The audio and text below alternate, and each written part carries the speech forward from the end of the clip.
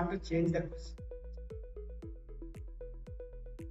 Which of the following agents can reduce HbA1c to the minimum extent? Options are the same.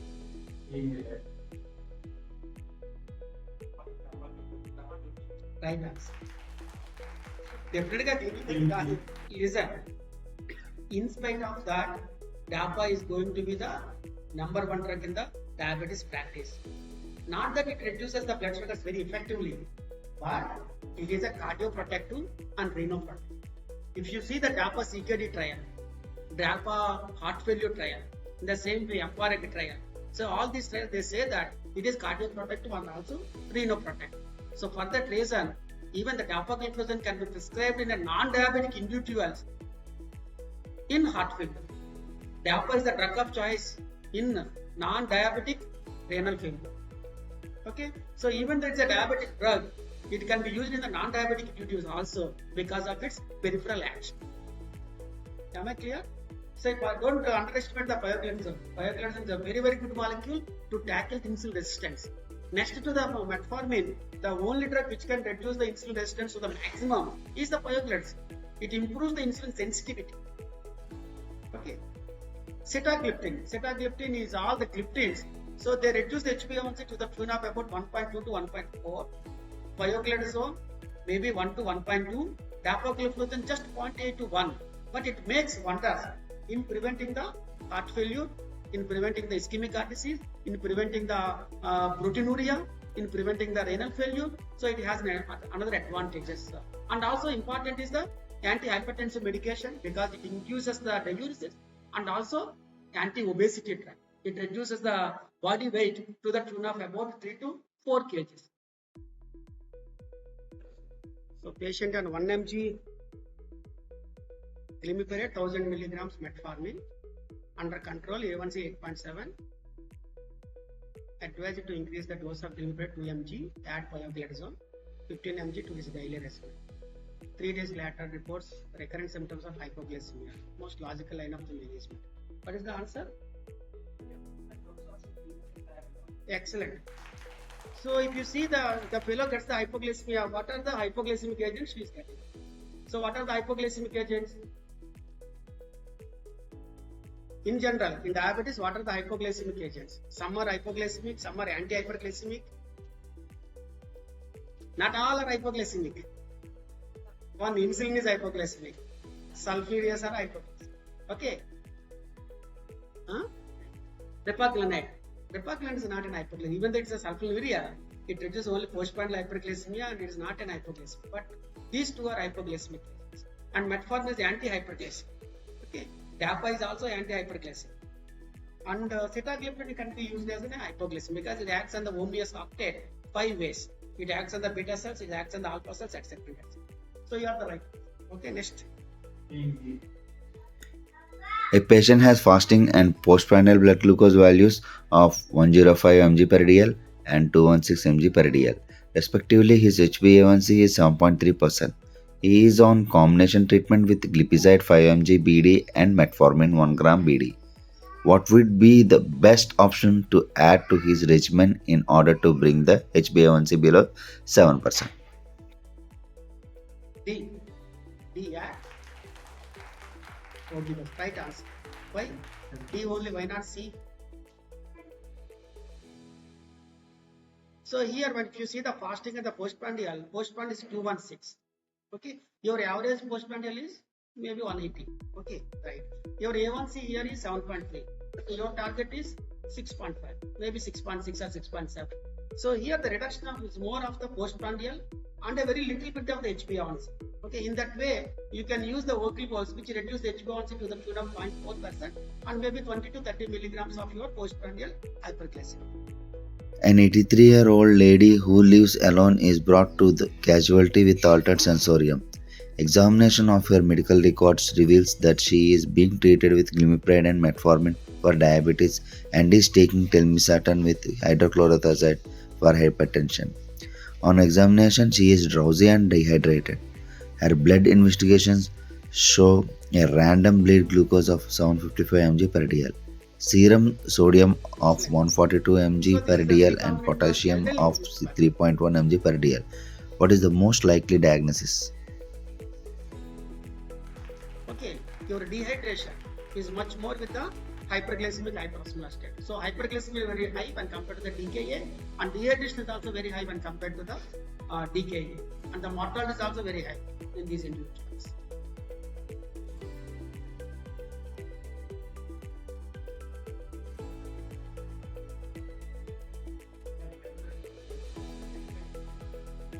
Inadequate insulin replacement. Wrong answer.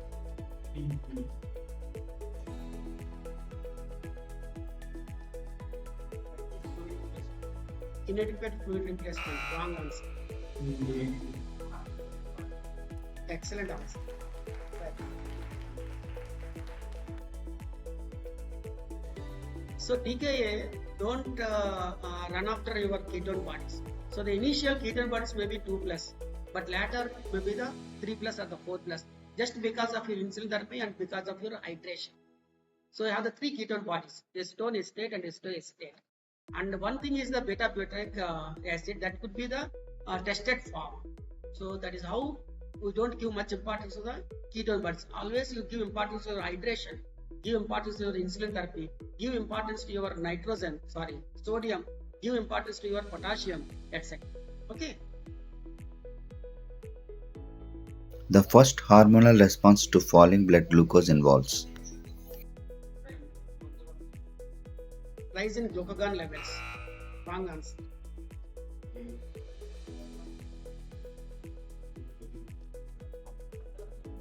Excellent answer. See the hypoglycemia. Okay. So in the hypoglycemia, the physiology. So what is the reason for your hypoglycemia? Insulin. Okay. So shutdown of the insulin. So we should not disturb the physiology. So that is the best physiological mechanism.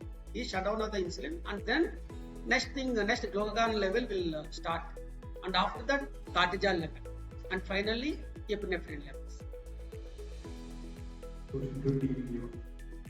the Somogyi phenomenon is characterized by Right answer. Somogyi phenomenon is nothing but post hypoglycemic hyperglycemia. So post hypoglycemic hyperglycemia. So morning blood sugar will be 250, and ask the sister to increase the night dose NPH or your basal insulin. And next day again the blood sugar is 260 or 250. Again increase the basal insulin. So finally after 1 or 2 days you should suspect Somogyi phenomenon and ask the sister to get the blood sugar at 3 a.m. 3 a.m. So that is the reason whenever a diabetic center is admitted under your care in our hospitals, so at least once get the blood sugar at 3 a.m. to rule out the Somogyi phenomenon or the Down phenomenon. If the blood sugar is high at the 3 a.m., increase the dose of these insulins. If the blood sugar is low, reduce the dose so that the hypoglycemia will not be there at 3 a.m. and post hypoglycemic hyperglycemia will not be there and blood sugars will be normal. which of the following occurs first in diabetic neuropathy? Right answer. So loss of pain and temperature sensation is the first one in diabetic nephropathy. So you'll have the small fiber neuropathy, large fiber neuropathy, etc. In a small fiber neuropathy, you will have the loss of the pain and the temperature sensation. In the large fiber neuropathy, you will have the vibration sense and the motor weaknesses, etc. Which of the following retinal conditions is associated with diminished vision? Yes, absolutely. Vitreal hemorrhage is an emergency. Okay, dot hemorrhage, blot hemorrhage, flame hemorrhage, maybe non-proliferative diabetic retinopathy, maybe the mild. Now the diabetic retinopathy is divided into 4 grades: mild NPDR, moderate NPDR, severe NPDR, and PDR. So this vitreal hemorrhage is more than your PDR. Okay, so immediate consultation to the ophthalmologist or your retina specialist, etc. A glomerular filtration rate of 36 ml per minute is classified as stage -CKD as per KDOGI guidelines.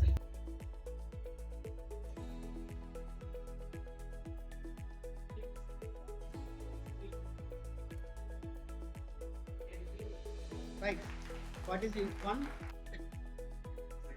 92 more than 90. 1, 2, 60 to 90. 3, 30 to 60.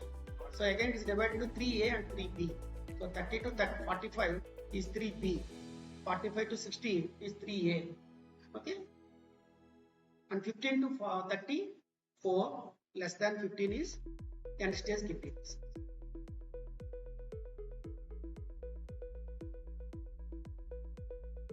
See, what is the importance of the stage 3 here?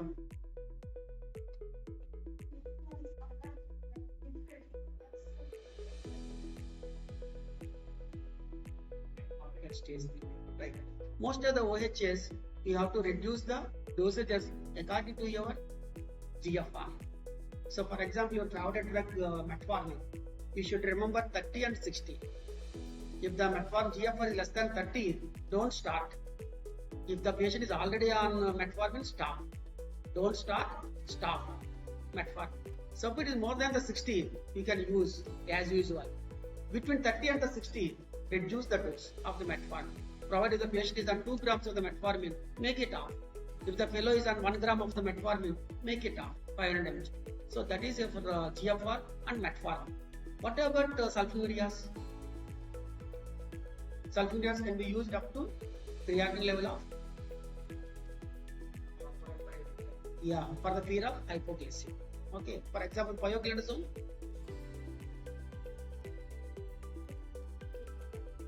You can use safely at about 3.5 in 4 hours pioglitazone. But we don't use the pioglitazone renal failure for the fear of your heart failure, for the fear of pedal edema, for the fear of anemia.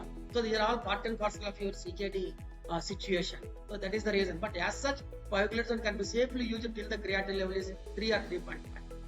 What about the gliptins? Gliptins.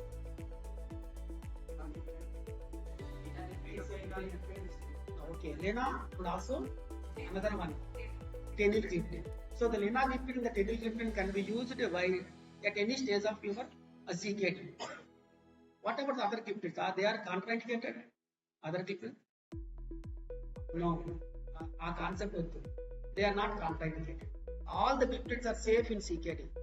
But lena and the teneligliptin, no change of your dosages. Whereas other drugs, you have to change the doses according to your GFR. For example, the first gliptin entered into the market is sitagliptin.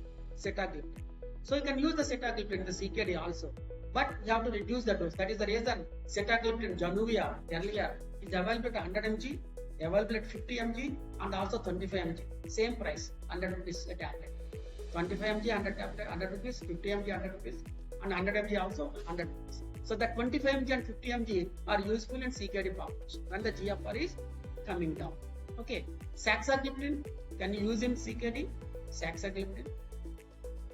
No, almost contraindicated for the fear of heart failure. Okay, so that's it. And gliflozins, dapagliflozin and empagliflozin and CKD can use safely till GFR is some book says 30, some people say 25. Okay, so at that level you can use the empagliflozin, the dapagliflozin. Beyond that, should not use these gliflozins. What about the insulin? Insulin, drug of choice. You can use, but you have to reduce it provided the patient gets the hypoglycemia. Suppose the patient doesn't get the hypoglycemia and the sugars are very high, you can use it. Okay, and which insulin you use in the such situations? I mean, short-acting insulin, long-acting insulin, or ultra-long-acting insulins, etc. and CKD. Good. Short-acting.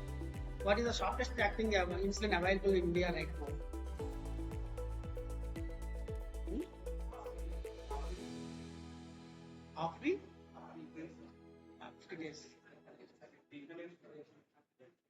Africa. Fiasp is available, right? So that takes just 3 hours or 4 hours. So take the injection. You need not wait for the food intake. Unlike your Actrapid and the Mixtards and etc. So they are in the isomeric forms and they have to be converted to the monomeric for your therapeutic action. So they need about 20 to 40 minutes gap. So that is the reason, give the injection, wait for an half an hour and take the food. So with this half an hour time, when you are giving the isomers, they will be converted to the monomers and then keep starting acting to reduce the blood sugar. So that period, waiting period is not there with your Fiasp or Aspart. So fastest acting Aspart is the Fiasp. That is the most fastest short acting available right now. When should individuals with type 2 diabetes be screened for retinopathy? Excellent. See, this also I told you in the inaugural session. 40 to 50% of type 2 diabetes, they present with the complications at the time of the diagnosis itself. So don't be happy after your diagnosis of the type 2 diabetes. So immediately you look for the complications also, because there are high chances of having some complications in them. So get the fundus to rule out the retinopathy, and get the microalbuminuria or USCR, urinary albumin creatinine ratio, to rule out your early nephropathy, and again monofilament test, okay, to rule out your neuropathies, and then take an X-ray or ECG or 2D echo, etc., to rule out your ischemic heart disease or cardiomyopathies, etc. So in all important diabetic individuals, those who can afford, even at the time of the diagnosis itself, don't be happy with the fasting, postprandial and HbA1c. Get the lipid profile there, get the thyroid. It's a very common combination in Indian population, diabetes and hypothyroidism, diabetes and hyperthyroidism. So thyroid profile, lipid profile, renal profile, liver profile, electrolytes, HbA1c, fundus examination, 2D echo, ECG, chest X-ray. So these are all must, even at the time of the diagnosis of the type 2 diabetes, to rule out the complications. Suppose if you don't rule out the complications at this juncture, these people will go into the gym, some A to Z gym or extra slim gym, etc., without knowing that asymptomatic myocardial infarction, and suddenly after the 20 minutes or the 30 minutes of the exercise period, so he may develop acute myocardial infarction.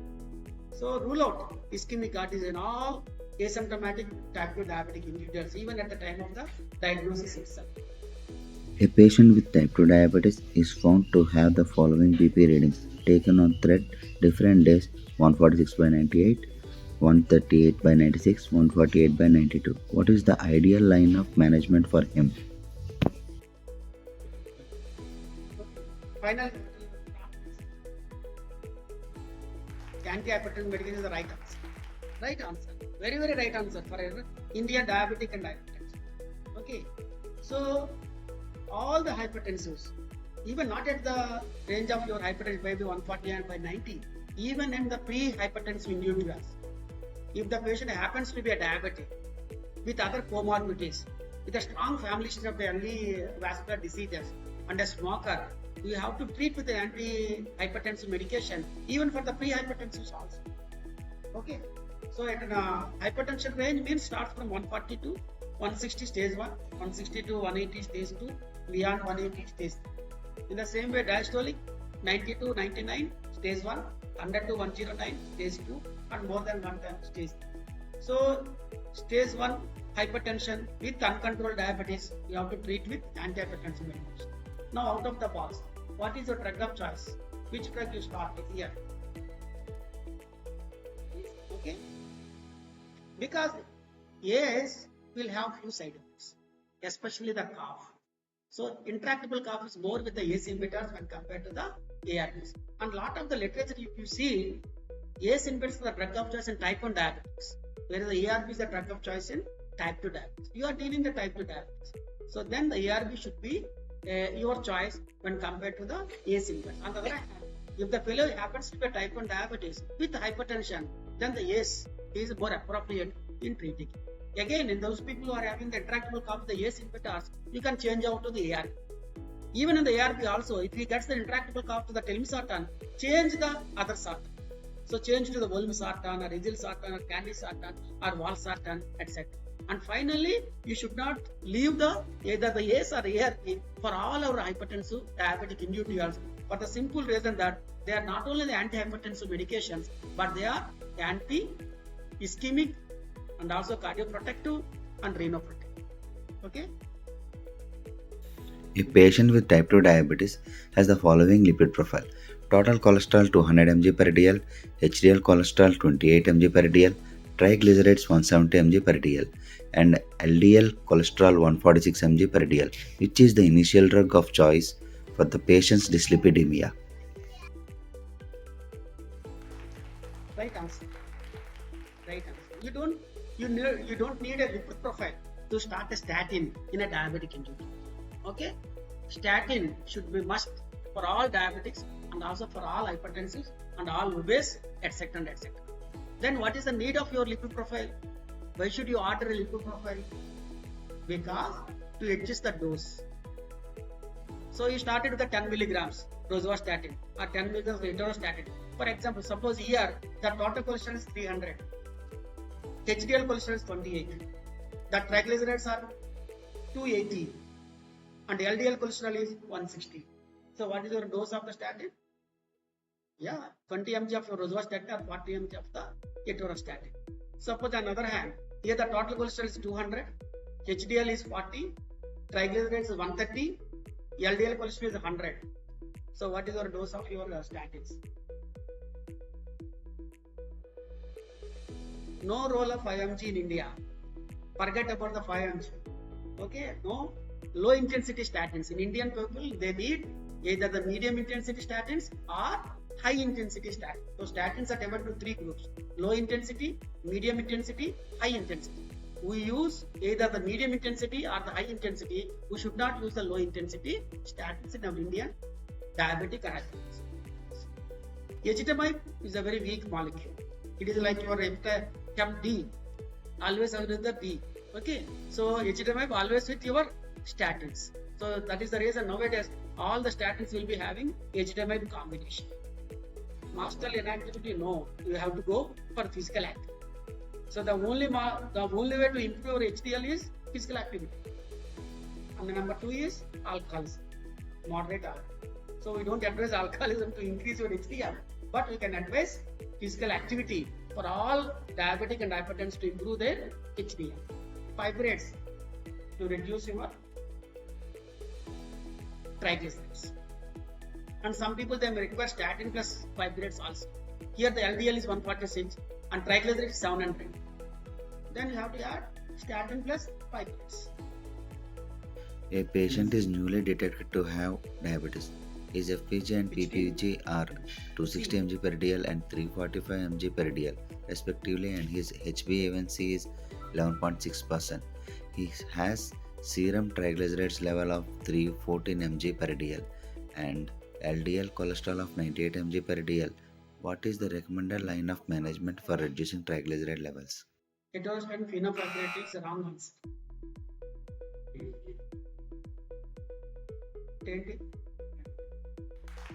Excellent answer. Is option D is an excellent answer. Repeat the lipid profile when the blood glucose control improves. So the dictum is, the golden rule is, in uncontrolled diabetes, okay, don't start with the fibrates. So isolated hypertriglyceridemia in the presence of uncontrolled hyperglycemia, so don't treat with fibrates. You just control the blood sugars effectively. So definitely the triglycerides also will come down. So why these blood sugars very high? Why the A1C here is 11.6? Because of your lipolysis. So because of your lipolysis, because of your neoglucogenesis. So once you control the blood sugars very effectively, the lipolysis part will be gone. So obviously the triglyceride levels also will come down. So don't hurry in treating the isolated hypertriglyceridemia in uncontrolled diabetes. So for example here, the fasting blood sugar is 100, postprandial blood sugar is 200 and A1C is 7.6. Same, triglyceride 314, LDL 38. So what is the option? What is the option? Then also you can isolate 314, you need not start with the fibrates alone. Even the statin is also sufficient. Don't think that statins will reduce only the LDL. Statins will act on the 3. Fibrates will also act on the 3. What are the 3? LDL, that is cholesterol, triglyceride, HDL. So for example, statins, they reduce the cholesterol by 60%, your LDL, etc. And they also reduce the triglycerides by 15%. They increase the HDL by 5%. Am I clear? So take the fibrates. Act on the 3. That means they reduce the triglycerides very effectively, 80%. They also reduce the cholesterol by 10 to 15%. And they elevate the HDL by 10%. So elevation of the HDL is more with the fibrates when compared to the statins. Reduction of your LDL is more with the statins when compared to the fibrates. And reduction of the triglycerides is more with the fibrates when compared to the statins. So ఆ aspect లో మనం చూసుకోవాలి. So if you want to reduce both the fibrates, both the triglycerides and the LDL and the cholesterol, then you can add the both. Otherwise, a statin is sufficient. But physical activity is very, very important. Regarding peripheral vascular disease in diabetes, all are true except A. Long answer.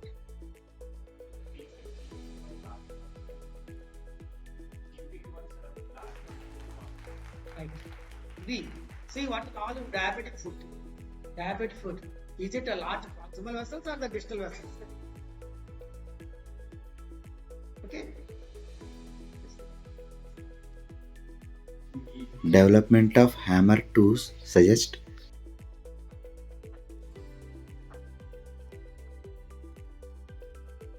Excellent answer. See the hammer toes. This is because of the motor defects, not the sensory neuropathy. Sensory neuropathy doesn't alter your toes. They are looks like the same, but they have the symptoms: tingling sensation, numbness sensation, paresthesia, okay, hyposthesia or anesthesia. They're all there. So once the toes or the foot is changing in its shape, that means some motor neuropathy. You are right. Absolutely. a 65-year-old male with diabetes of 15 years with duration comes to you with a punched out ulcer on the plantar aspect of the right grade 2.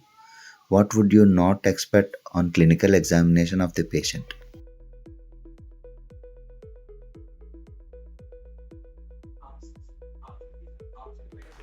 Right. See, ulcer, there are the two types of the ulcers. One is neuropathic ulcer, the second one is vascular ulcer. Okay, so here it's more of the neuropathic ulcer. So in neuropathic ulcers, you will have the pulses will be the normal, whereas the vascular ulcers, the absent pulses will be there. So all the three are the neuropathic features: absent ankle reflex, reduced monofilament sensation, absent pinprick sensation. They are most of the neuropathic, but absent pedal pulse is the vascular ulcer. A 20-year-old girl with type 1 diabetes is admitted with diabetic ketoacidosis. On examination, you find a black discharge from her left nasal cavity. Along with proptosis and chemosis of the left eye, what is the most likely diagnosis? Excellent. What you seen in the era. So diabetes and the COVID, you remember, you imagine. Okay. So left cavity, proptosis, chemosis of the left eye. So myopathy. Regarding tuberculosis in diabetes patients, all the following are true except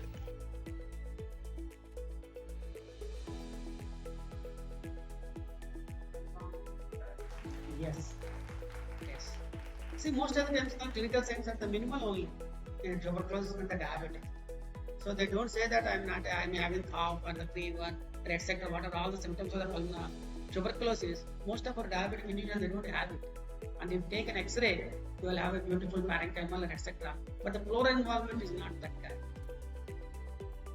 And of course, drug of choice in the initial 2 months at least. Ideally, 6 months of therapy or your 9 months of therapy or your 10 months of your therapy.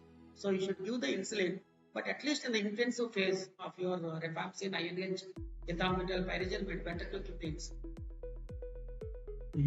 all the following are features of a neuropathic foot except Right answer. See, neuropathic is not a vascular. Okay, so you have the hammer toes, you have the prominent superficial veins, the callus formations. So these are all the features of the neuropathic foot ulcers, not the cold feet. malignant otitis externa is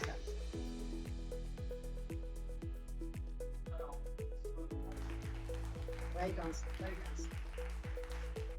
a A 55-year-old male with diabetes of 22 years with duration comes to you with complaints of erectile dysfunction.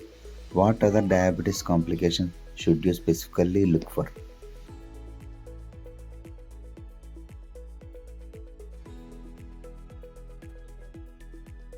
Infection, wrong answer. Yes, there are the two EDs in diabetes. One ED is endothelial dysfunction, and the second ED is erectile dysfunction. So, erectile dysfunction people should screen for your endothelial dysfunction also. So, your nitric oxide, vasodilator. So, that is erectile dysfunction is because of the deficient nitric oxide in those vessels, in those areas. So, same nitric acid is available for almost the. What is the effect of general anesthesia on diabetes?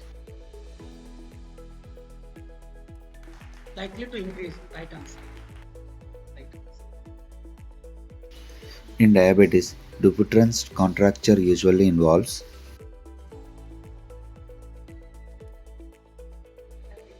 Right answer. Middle and ring finger is the right answer. Middle and right finger. Huh? which of the following is false regarding honeymoon phase of type 1 diabetes? It's more common in adult patients. That's the right answer. All the three are the right. See, he asked the false. False. Honeymoon phase, type 1 diabetes. So you diagnose the type 1 diabetes just because of your beta cell aplasia or insulinitis, and you start giving the insulin. So they feel better. That is because of the greatly reduced insulin requirements, partial beta cell recovery. Okay, only for a few weeks or the months. Again, they will come back to type 1 diabetes.